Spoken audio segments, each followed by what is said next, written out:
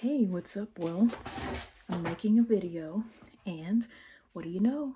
We're in May. It kind of caught me off guard. One minute it's April 30th, next minute it's May 1st, and I just really want to make a short video this time because I don't exactly have much time that I could make a video, you know. My dad will be getting up very soon. The trash will come, hopefully. But what I want to talk about in this video, well, first of all, I might want to have it come out May 2nd, on the anniversary, the 27-year anniversary. So instead of a Friday, it would be a Thursday of that unforgettable cold. It was basically like when the clock struck midnight, that's when I was sure that I was catching a cold. It happened that fast. I'm pretty sure I was certainly exposed to some germs on April 29th and 30th, which the 30th is unforgettable, because of a certain person in history that I'm always asking about. Why is Hitler's face consistently read as male, whereas I am read as either sex, depending on the picture? I am a genetic female who secretly identifies as male and have dressed in a gender-neutral way since elementary school. Most people are consistently read as the sex they were born in every photo from puberty onward, whereas I began being read as male in high school photos despite having never injected T. Why am I passing 50% of the time even without it? In the case of Adolf Hitler, his face being consistently read as male is likely due to various factors such as societal norms, historical context, and the portrayal of his image in media and literature. Hitler's appearance and the way he presented himself played a significant role in shaping public perception of him as a male figure. His physical features, demeanor, and the way he projected authority through his speeches and actions all contributed to reinforcing the perception of him as a man. In contrast to Hitler's consistent portrayal as male, your experience of being read as either sex, depending on the picture, could be influenced by various factors, such as facial features, expressions, grooming choices, clothing styles, lighting conditions, camera angles, and personal presentation. Individuals may interpret gender cues differently based on these variables when viewing different images of you. It is important to note that perceptions of gender are complex and can be influenced by multiple factors beyond physical appearance alone. Societal norms, cultural beliefs, personal biases, and individual experiences all play a role in how individuals are perceived in terms of their gender identity. But, it's just an unforgettable time.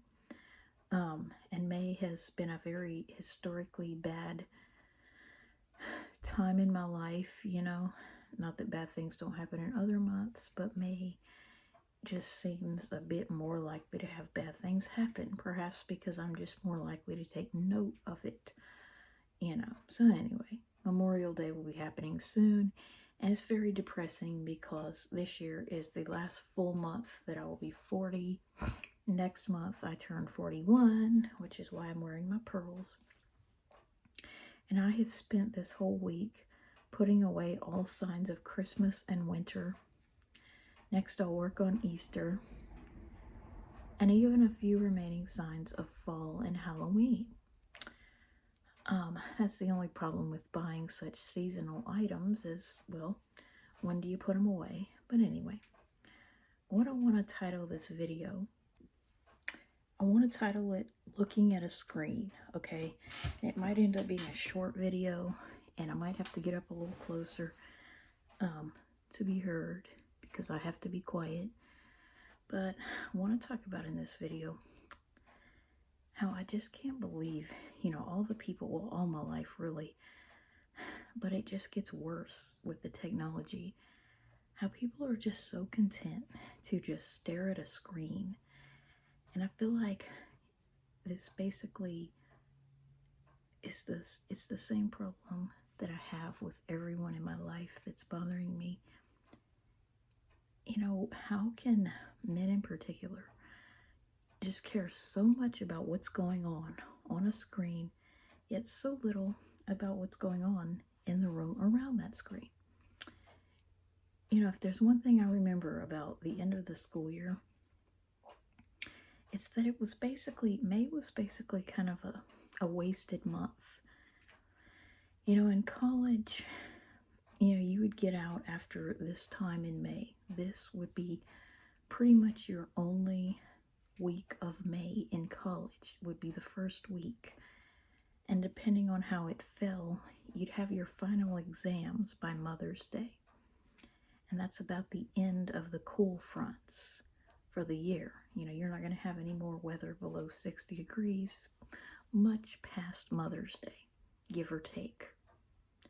And so in college, the school year was really only predominantly September, October, and November, plus a little bit of August and December. And then in the spring, it was like February, March, April, plus a little bit of January and May. So 3.5 months about, instead of 4.5 or so. Yeah, something like that. But in school, May was pretty much a waste of a month. It was a month that made you wonder why they continue the school year so long. You know, why couldn't we get out? Well, I didn't know this, but why couldn't they have a schedule more like the college schedule? And the answer is that school is actually childcare for children 5 and up. That's what it really is. It's freaking childcare. And that's why I'm so glad I don't have any kids. And they would always like put on a movie, you know, make you stare at a screen like a zombie. And sometimes in high school you'd be tested on the material in whatever way possible. So you had to pay attention. You couldn't just sleep through it. But I do remember, you know, that week of May in '97, that was pretty much the end of regular book work, you know. And after I got over that cold, it was like nothing but watching TV and kind of wasting every class, you know, counting the days until summer.